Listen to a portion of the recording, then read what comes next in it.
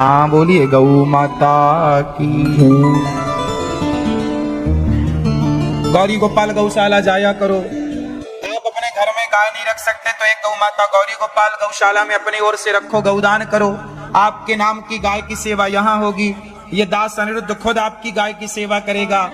जो खाएगी पिएगी आप उसका जो सहयोग करते हैं वो पुण्य आपको जाएगा। गैया रहेगी गौशाला में पर रहेगी आपकी, तो आप घर में नहीं रख सकते तो गौरी गोपाल गौशाला में एक गाय को गोद लीजिए, तो गाय की सेवा का पुण्य तो मिलेगा।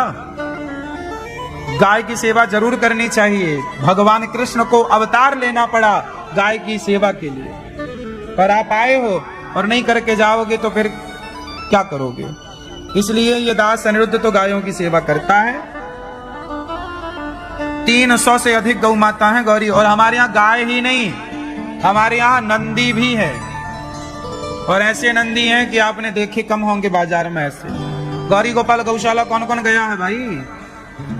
पास में गौरी गोपाल गौशाला गए हो ना, नंदियों का दर्शन किया है? अच्छे हैं। वरना गायों को तो लोग खाना पीना देते हैं पर नंदियों को कम मिलता है। पर हमारे यहाँ गायों से ज्यादा हमारे नंदी बढ़िया मस्त हैं, खाते पीते मस्त, सारे नंदी तगड़े हैं। हाँ या ना? और हमारी गौ माता भी नंदियों से कम नहीं है। हमारी गौ माता को देख के बाजार में जो नंदी घूमते हैं वो भाग जाते हैं।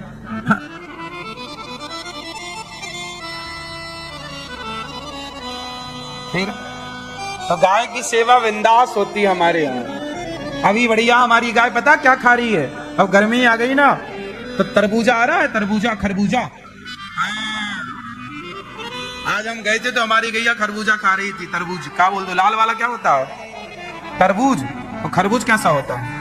हाँ, छोटा खरबूजा बड़ा सा तरबूज। हमारी गैया तरबूज खा रही है मस्त। तो तरबूज भी गाय को अच्छा होता है।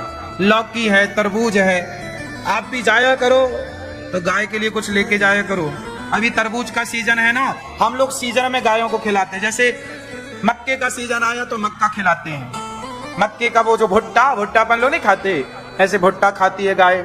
और जब सीजन आया टमाटर का तो टमाटर, लौकी का सीजन आया लौकी। अब ये खरबूजा तरबूजा का सीजन आया तो काट के खरबूजा तरबूजा। आलू का सीजन आया थोड़ा आलू खिलाते हैं। और गाजर का सीजन सर्दियों में आता, बढ़िया लाल गाजर खिलाते हैं। मतलब केवल चारा ही नहीं खिलाते, जो सब्जियां अच्छी होती हैं, हेल्दी होती हैं। हमारी गाय इसलिए हेल्दी है क्योंकि खाने पीने का खूब ख्याल रखा जाता है। हमारे यहाँ पानी खारा है तो हम गाय को खारा पानी नहीं पिलाते, मीठा पानी आता है गाय के लिए अलग से। एक टैंकर सवेरे, एक टैंकर शाम को। 5000 लीटर सवेरे, 5000 लीटर शाम को।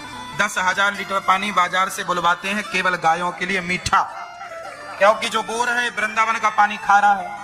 और हमारी गाय को खारा पानी, बहुत ज्यादा खारा भी नहीं है, पर मेरा भाव है कि मेरी गाय, क्यों मैं मीठा पीता हूं तो मेरी गौ माता। सार किसे कहते हैं?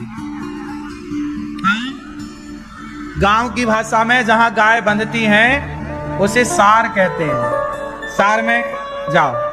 सार मतलब जीवन का सार, वहीं जहां गाय है वहीं सार है।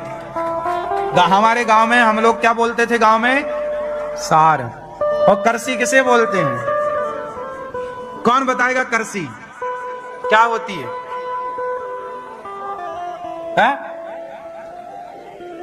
हाँ, जहां गाय बंधती है ना, तो गाय जब बंधती है तो जब भूसा इत्यादि खाती है ना, तो भूसा और वो गोबर तो कुछ आप उठा लेते हैं, पर कुछ गोबर जाके भूसे में गिरा हुआ भूसा उसमें मिल जाता है। और वो जो बारीक कचरा होता है गाय का, गोबर का, भूसे का, सब चीजों का, उसे जो बचता है उसे करसी कहते हैं। बचे हुए कचरे को वो खेतों में डाला जाता है, एक प्रकार की खाद है। जैसे गौरी गोपाल गौशाला में आप जाएंगे तो जहां आंगन में गाय दौड़ती है, चलती है ना, तो वहां गोबर तो उठा लिया जाता, पर गोबर उठाने के बाद भी गोबर का कुछ कण रह जाता है। तो रहते रहते महीनों में मात्रा अधिक हो जाती है, तो आप जाके देखेंगे तो गोबर बारीक बारीक सा होगा, उसे करसी कहते हैं। हमारी हिंदी भाषा, सामान्य भाषा में प्रत्येक चीज का एक नाम है। देखो गोबर अलग है, भूसा अलग है, और जो गोबर का बारीक कण बचता है उसे करसी। ये हमारे यहाँ की भाषा है, आपकी भाषा कुछ और हो सकती है। हाँ, तो हम लोग गायों की सेवा किए हैं ना, तो उस गायों की हर चीज से परिचित हैं। तो गौ माता को क्या पसंद है, वो पसंद आप याद रखिए, ख्याल रखिए। हमारी गाय को ना हम बाजार से दाना नहीं बलवाते, अपना खुद चने खरीदते हैं, गेहूं खरीदते हैं। हमारी कुछ मैया लोग गेहूं लेकर के आई दान करने, एक मैया 40 कट्टा गेहूं लेकर आई। तो चना, गेहूं, जौ और मक्का ऐसी कुछ और चीजों को चक्की में डालकर दलिया बनाया जाता है, और वो दलिया गाय को खिलाया जाता है ना। ये रोज का खर्चा है, मतलब गायों को सैकड़ों कुंटल दलिया रोज, चारा रोज सब लगता है। आप भी सेवाओं से जुड़े गौदान जीवन में जरूर करें। जब गाय खुश होती है तो गाय की सेवा करने वाले को आशीर्वाद देती है, वो खुश होता है। गाय की बड़ी कृपा है साहब, आप मानो ना मानो, मैं इस बात का गवाह हूं। गौ की सेवा से बहुत कुछ मिलता है। भगवान ने गायों की सेवा की। छोटा थोड़ा बड़े हुए, गोपियों के घर गए। गोपियां शिकायत कर रही हैं, वत्सान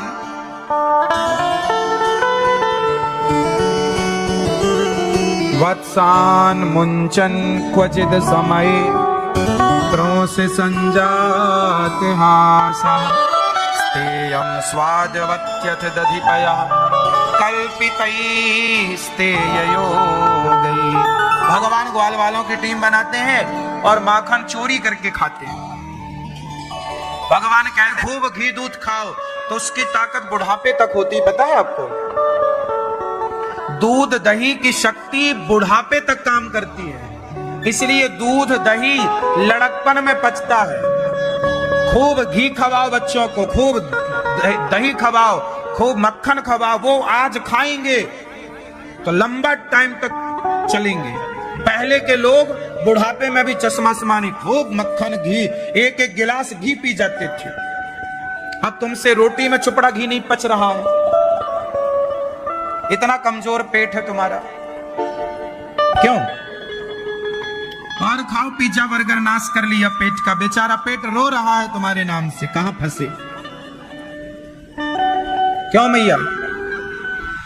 भगवान ग्वाल वालों की टीम बनाते हैं। भगवान के मित्रों का नाम है मंगल, श्री दामा, मन सुखा। इन सबके साथ जाते हैं ग्वाल वालों के। गोपियों की कहीं खिड़की दरवाजे खुले रह गए तो घुस जाते हैं, गोला बनाते हैं, मटकी निकालते, मटकी से मक्खन निकालते, सबको खिलाते हैं। भगवान पहले सबको खिलाते हैं, अंत में भगवान खाते हैं। और जब भगवान सबको खिलाकर खाते हैं, कभी गोपियां आकर देखती हैं, अरे मटकी खाली है, लगता बिल्ली खा गई। एक सखी बोली, भैया मैंने तेरे घर से कन्हैया को निकलते देखा, मुंह पहुंचते हुए। अच्छा, अब सारी गोपियों ने मटकी के ऊपर घंटी बांध दी, कन्हैया आएगा, घंटी बजेगी, हम पकड़ लेंगे। सारे ग्वाल वालों के संग दूसरे दिन फिर भगवान माखन चोरी करने गए, तो देखे तो घंटी बंधी। भगवान बोले, घंटी मंदिर में जगह कम पड़ गई क्या, यहाँ काय को लटक रही है? घंटी बोली, प्रभु ये सखियों ने लटकाया है। तो भगवान बोले, बता सखियों का प्लान क्या है? बोले, आपको पकड़ने का। तो भगवान बोले, कैसे पकड़ेंगी? बोले, हमें बांधा है, हम बजेंगी, आपको पकड़ लिया जाएगा। तो भगवान बोले, तू मेरे पक्ष में है कि उनके पक्ष में? तू मेरी पार्टी में कि उनकी पार्टी में? घंटी बोली, सरकार हम तो आपकी में।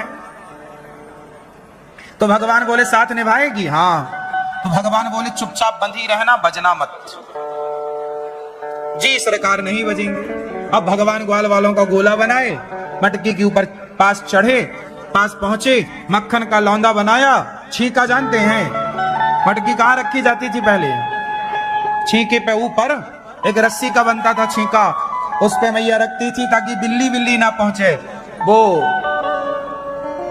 ठाट पर बंधती थी। ठाट समझते हैं? म्यारी समझते हैं? म्यारी, म्यारी क्या होती है?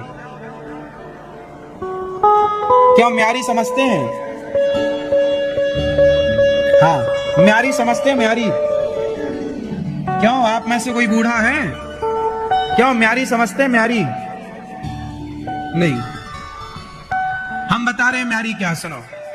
पहले खपरेल वाले घर बनते थे, खप्पर वाला। तो खप्पर वाले घर बनाने के पहले एक मोटा सा लकड़ी का इस पार से उस पार बड़ी लकड़ी रखी जाए, इतना मोटा, उससे वो एक प्रकार की बीम थी, बीम, उससे ही फिर दूसरी लकड़ियां कनेक्ट होती थी जिस पर छानी छाई जाती थी, फिर खप्पर छाए जाते थे। तो जो वो थी ना उसे म्यारी कहते थे। क्या बोलते थे? म्यारी। उस पर एक ऐसा गड्ढा खोद के, मतलब उसमें लकड़ी में काम करके 3 एंगल लगाए जाते थे, ऐसे, एक सीधा, 2 ऐसे, फिर उससे ठाट चलता था, ऐसे ऐसे। जून्हा किसे कहते हैं? जून्हा। हाँ, जूना समझते हैं? सब भूल गए? बताओ। हमारे शास्त्रों में ये सब परंपराएं थी पुरानी, अब बातें ही भूल जाओगे तो कल को इनका अर्थ करेगा कौन? सब भूल जाओगे। जून्हा समझते हैं? पहले जब खप्पर वाले घर होते थे ना, तो बांस का वो बांधते थे, तो बांधने के लिए रस्सी नहीं होती थी, बांधने के लिए तार नहीं होता था। जंगल से एक प्रकार की लकड़ी लाते थे जिसकी पत्तल बनती थी, पत्तल, दोना पत्तल बनता था, उसकी लकड़ी लाकर उसे कूटते थे, फिर कूट कर उसको छीलते थे, तो वो जून्हा कहलाता था। उसको पानी में डालते, वो जितना पानी में डलता था उतना मजबूत होता था। ठाठ उसी से बांधा जाता था। ठाठ समझते हैं? ठाठ समझते हैं? ठाठ क्या होता है?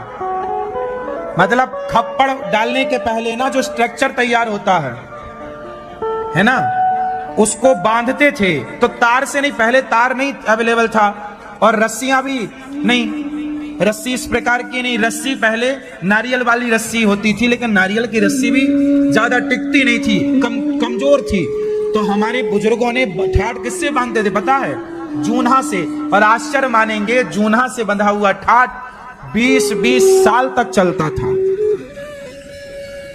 25-25 साल तक उसका मजबूती देखिए, 25-25 साल तक उसकी मजबूती रहती थी। 25-30 साल बाद लोग उकसवा के, उकसना समझते हैं? उसको निकाल के फिर बांधा जाता था। बांस यदि खराब हो गया तो बल्ली बदल दी जाती थी। फिर पहले के जमाने में किसान लगभग हर साल, हर बारिश के पहले लोग अपना ठाठ छाते थे, मतलब खप्पड़ कुछ टूट जाते थे, खिसक जाते थे बंदरों के चलने से, उसको फिर जहां जून्हा टूट जाता था उसे बांधते थे। दीपावली में पुताई होती थी, तो आजकल ब्रश आते हैं, पहले ब्रश नहीं आते थे, उसी जून्हे से पुताई हो, जून्हे का ब्रश होता था, उससे हम लोगों ने खूब पुताई की है मंदिर की। चूना की पुताई उस ब्रश से की है। आजकल ये ब्रश आता ये नहीं, वो जंगली ब्रश। ये सारा दौर हमने खूब देखा है। ठाठ कैसे बंधते हैं, खप्पड़ वाले घर कैसे बनते हैं, कैसे उनको छाया जाता है। खप्पर वाला, हमारे गांव में आज भी खप्पर वाले घर हैं। हमारा तो सारा लड़कपन खप्पर वाले घर में गुजरा है। बारिश होती थी ना तो पूरा घर चूता था, मतलब टपकता था, पानी गिरता था। तो कहीं जग लेके यहाँ लगाएं, कहीं ये बर्तन यहाँ लगाएं, पूरा घर में घर टपक रहा है। लेकिन वो किसान भगवान से यही प्रार्थना करता है, प्रभु इस सीजन में अच्छी बारिश होनी चाहिए, भला हमारा घर। हमारे देश में तमाम यज्ञ होते हैं केवल इसलिए कि इस बार अच्छी बारिश हो, अच्छा मानसून हो। अच्छी खुशहाली तब होती है जब अच्छी बारिश, ताकि सारा पानी तालाब में इकट्ठा हो। वही तालाब का पानी वो पूरा पिया करते थे, पानी तालाब का पीते थे, वही पानी से घर में दाल। मेरे देखते नालियों ने बिगाड़ दिया। पहले वॉशरूम, स्नान घर में कोई बनाते ही नहीं था, अलग व्यवस्थाएं थी सब चीजों की। पहले के लोग ज्यादा सिस्टमैटिक थे, आज के लोग ज्यादा होशियारी के चक्कर में सब बिगाड़ बैठे। अब तुम्हारे पास पीने तक का शुद्ध पानी नहीं। पहले के लोग अनपढ़ थे पर अपने लिए पानी तालाब बना के रखते थे। तालाब का पानी कितना सुंदर स्वच्छ। भारत की रूपरेखा अच्छी थी, बनावट अच्छी थी, डिजाइन अच्छी थी, सब बढ़िया था।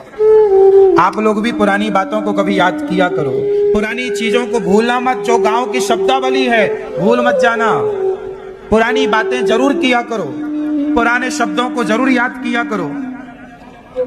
करछली समझते हो? झरिया समझते हो? संसी समझते हो? संसी क्या होती है भैया बताओ, संसी क्या होती है? हाँ, दाल की उसको पकड़ने वाली ऐसी होती थी ना, ऐसी गोल होती थी, ऐसे उसकी मुंह पकड़ के उठा के बर्तन रखा जाता था, उसको संसी कहते थे, लोहे की होती थी।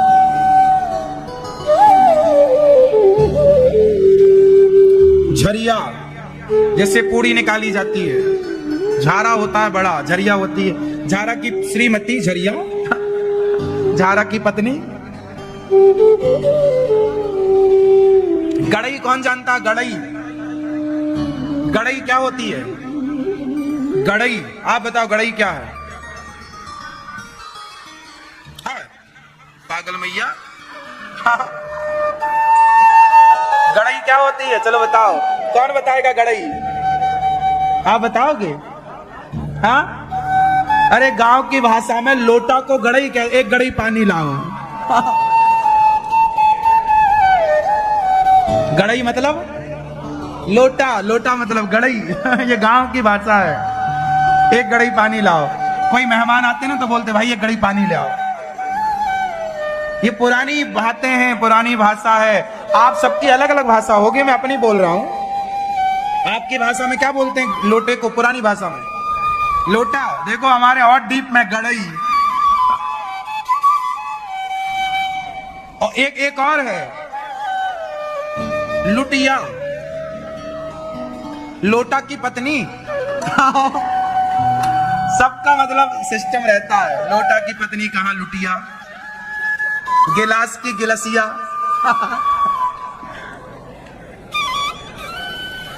थाल की टठिया। कोपर कौन जानता? कोपर, कोपर जानते हैं? कोपर जानते? कोपर नहीं, वो पीतल की इतनी बड़ी थाली जो होती है, कांसे की, अब शादियों में चलती है वो, इतना बड़ा ना। पुराने जमाने में ज्यादा बड़ा परिवार, उसी में आटा गूंथा जाता था। परात होती थी, उसे कोपर कहते हैं गांव में। कोपर ले आओ। सबके नाम बढ़िया, बिंदास। गांव की भाषा बिंदास होती है, मजेदार। आप भी कभी अपने गांव की बातें, पुरानी बातें, अपनी हिंदी से प्यार करो। सुनो, ज्यादा अंग्रेज ना बनो, अपनी भाषा में थोड़ा जाया करो, अपनी भाषा में थोड़ा बातें किया करो, अच्छा लगेगा। आपकी भाषा से आपको प्यार होना चाहिए। क्यों? अपनी भाषा को, अपनी माटी को, अपने गांव को कभी नहीं भूलना चाहिए। आप कितने भी बड़े हो जाओ, पर अपनी भाषा, अपना गांव, अपनी माटी को प्यार करो, याद रखो। बोलिए भारत माता की। विविधता से भरा हुआ भारत है हमारा। कोस कोस में पानी बदले, चार कोस में वाणी। कोस कोस में पानी। हमारे यहाँ के हर गांव के पानी का स्वाद अलग है, हर गांव की वाणी अलग है, हर गांव की भाषा अलग है। क्यों जी? हर गांव की भाषा अलग है। पंजाब में भी पंजाबी बोली जाती है, लेकिन इस गांव की भाषा में दूसरे गांव की भाषा से अंतर है। वहां कुछ और बोलने का तरीका है, वहां कुछ और बोलने का तरीका है। हरियाणा में हरियाणवी है, पर हरियाणवी इस गांव की भाषा अलग है, पर उस गांव की अलग। जरा ही सही पर अंतर होगा जरूर। क्यों ये बात सही है या गलत है? महाराष्ट्र में महाराष्ट्रियन बोली जाती है, लेकिन एक गांव से दूसरे गांव की भाषा में अंतर जरूर होगा, थोड़ा बहुत, रत्ती भर होगा। भगवान का माखन चुराना, मटकी तोड़ना, गोपियों घंटी बांध दी, गोपियों ने, भगवान माखन चुरा रहे हैं, सबको मक्खन खवा रहे हैं, घंटी बज ही नहीं रही। जब भगवान ने सबको मक्खन खवाया और जब सबका पेट भर गया, तो थोड़ी सा मक्खन भगवान भी खाने लग गए, है ना? भैया गुस्सा हो गई क्या? जल्दी आए। टाटा।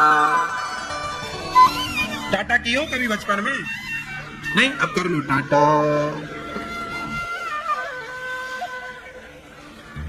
हम लोग करते थे, गांव से बस निकलती थी तो सड़क में बच्चे थे, सबको टाटा टाटा।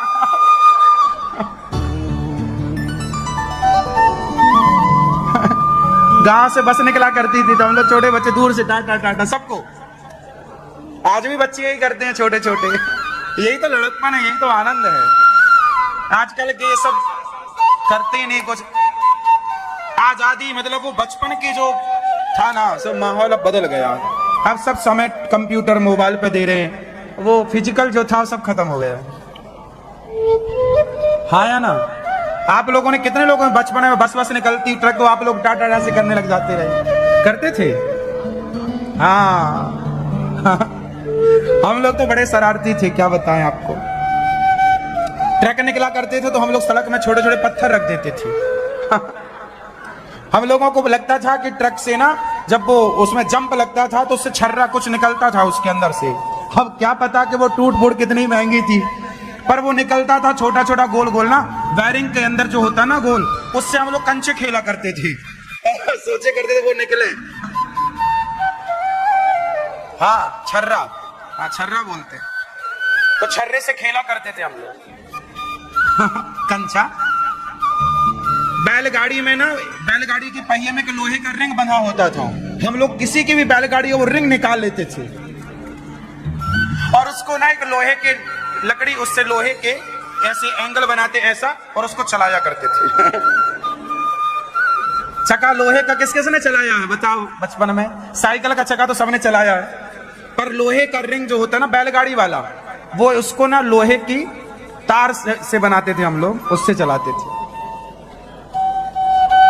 गांव में खूब चलता था ये। किसी की बैलगाड़ी मिल बस जाए, बस वो निकाल जरूर लेते थे।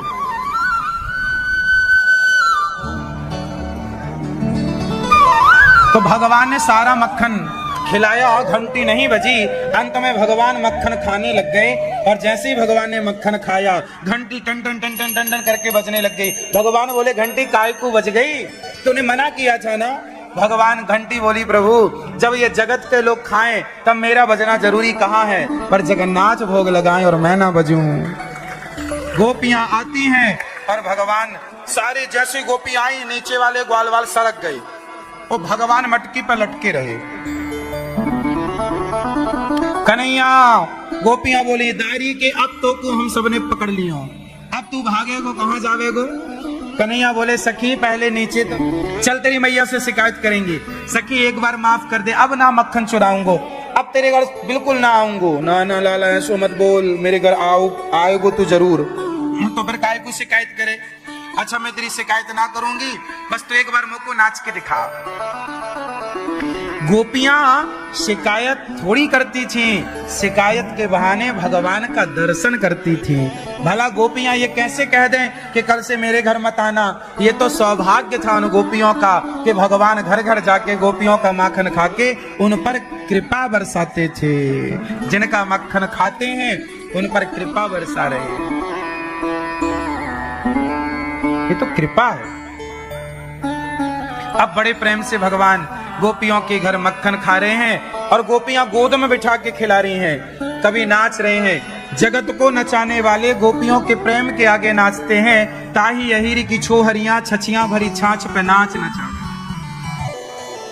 भगवान वो मिट्टी खाते हैं। मैया बोली चौरे लाला तने माटी खाई, मुंह खोल आ। इतने से मुंह में पूरा ब्रह्मांड दिखाते हैं। माँ यशोदा के पूर्व जन्म की बात बताई सुखदेव भगवान ने कि ये धरा थी, संतों की सेवा करके कृष्ण जैसे पुत्र को पाया। एक दिन मैया ने कन्हैया को उखल से बांधा, पर 2 अंगुल रस्सी बही। भगवान ने सारी मटकियां तोड़ दी। तो मैया ने गुस्से में उखल से बांधा, पर 2 अंगुल रस्सी कम पड़ गई। जब भगवान ने कृपा करी तब भगवान को मैया यशोदा बांध सकी। बिना कृपा के भला भगवान को कौन बांध सकता है? एक सुखिया नाम की माता थी, वो फल बेचा करती थी। भगवान आज उसके हाथ से फल लेते हैं। उसने कहा बेटा कुछ दोगे धान? तो भगवान ने चावल के बोरे में हाथ डाला और लेकर आए। खाली हाथ जरा सा बचा होगा दाना, पूरी तो रास्ते में बिखर गए चावल।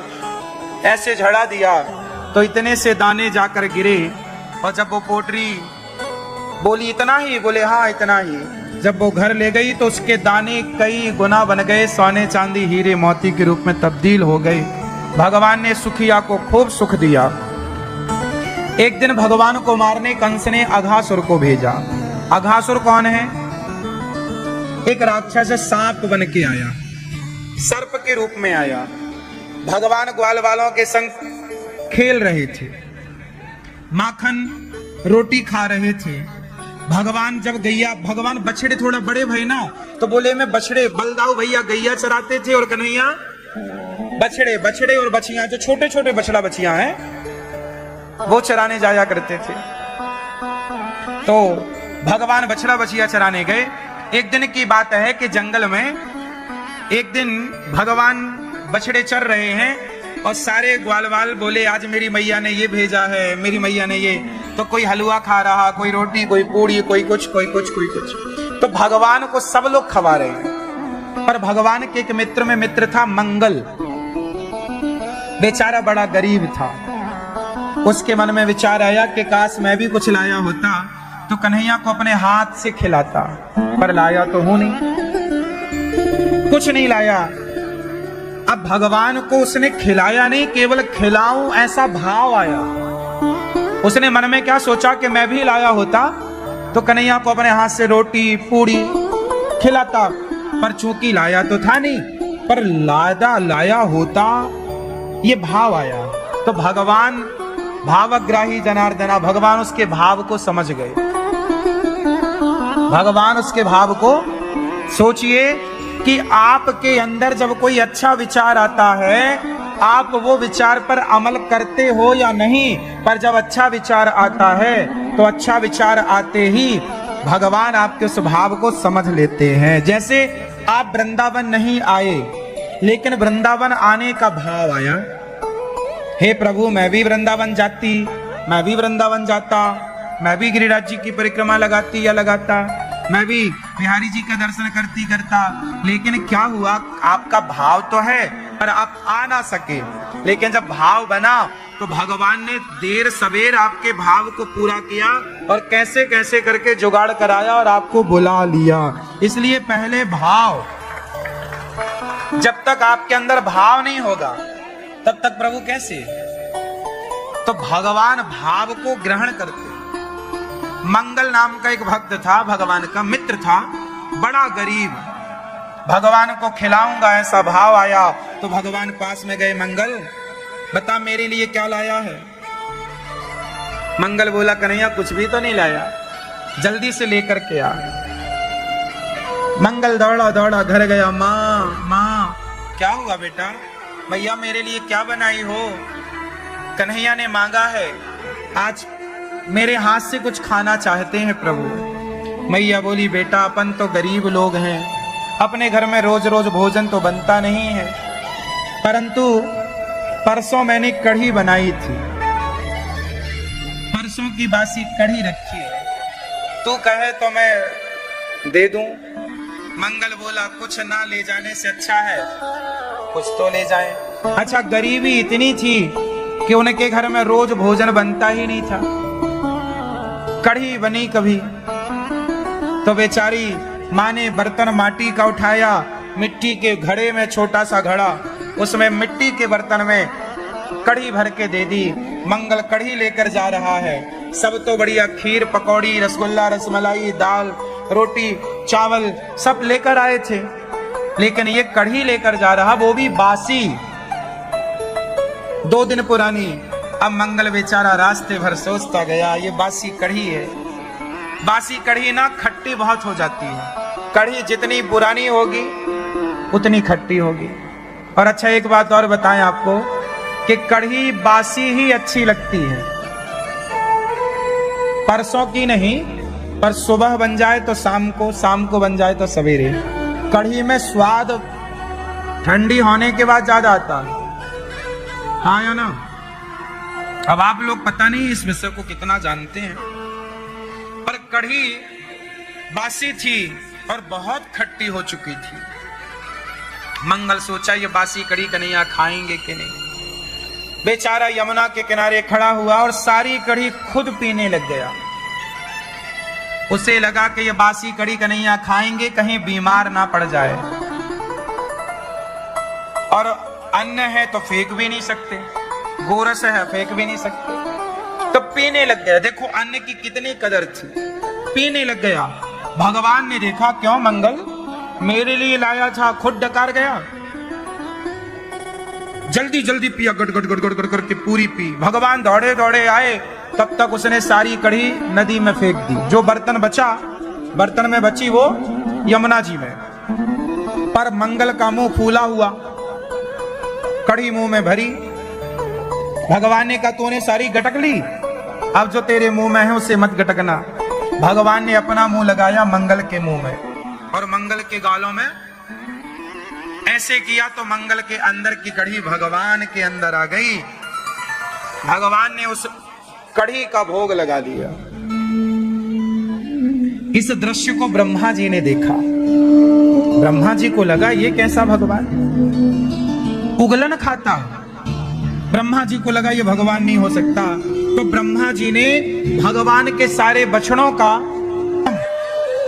उतने बछड़ा बन गए जितने थे, उतने ग्वाला बन गए जितने थे, और भगवान को प्यार किया क्योंकि हर बच्चे के रूप में श्री कृष्ण ही थे। गायों ने अपना बछड़ा बछिया को खूब प्यार किया क्योंकि हर भगवान की आज जितनी गोपियां थी, जितनी वृंदावन की ब्रजमंडल, वृंदावन में ब्रजमंडल में एक और बात हुई। गर्गाचार्य जी ने कहा भाई सारे लोग अपनी अपनी असली ग्वाल वालों को तो ब्रह्मा जी ने छिपा रखा। हर ग्वाल वाल के रूप में कौन थे, भगवान थे। तो जिस छोरी का ब्याह हुआ वो किससे हो गया, बोलो, भगवान से हो गया। इसीलिए तो भगवान के इतने सारे ब्याह, सबका ब्याह। इसलिए भगवान ने जब रास रचाया तो किसी और गोपियों के संग थोड़ी, वो भगवान की अपनी पत्नियां ही थी, क्योंकि गोपियां भगवान को पति में कुरुते नमः, वो पति रूप में भजती थी, कृष्ण को ही अपना पति मानती थी। एक साल बाद जब ब्रह्मा जी को होश आया, ब्रजमंडल में वापस आए, देखा तो यहाँ पर जस की तस लीला चल रही, वही कन्हैया, वही ग्वाल वाल, आना जाना, बछड़ा बछिया सब। तब ब्रह्मा जी हाथ जोड़कर आए, कर जोरे हमें अपना ग्वाल बना लो। ब्रह्मा जी ने स्तुति की, नवोमेद्यते प्रभपुसे तडिदंबराय, गुंजावतंस परिपिच्छल सन्मुखाय, वन्यस्रजे कवलवेत्र विषाण वैणो, लक्ष्मश्रिये मृदुपदे पशुपांगजाय। हे ईड्य, आप स्तुति करने योग्य हैं, आपको बारंबार ब्रह्मा जी 40 श्लोकों में स्तुति की है, पर भगवान ने क्षमा नहीं किया। जब ब्रह्मा जी ने भगवान श्री कृष्ण का विवाह राधा जी से भांडीर वट में कराया, तब जाके भगवान ने ब्रह्मा जी को क्षमा किया।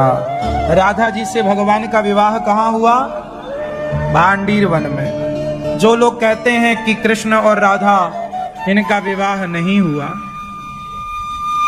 देखो शास्त्रों को गंभीरता से पढ़ना पड़ता है।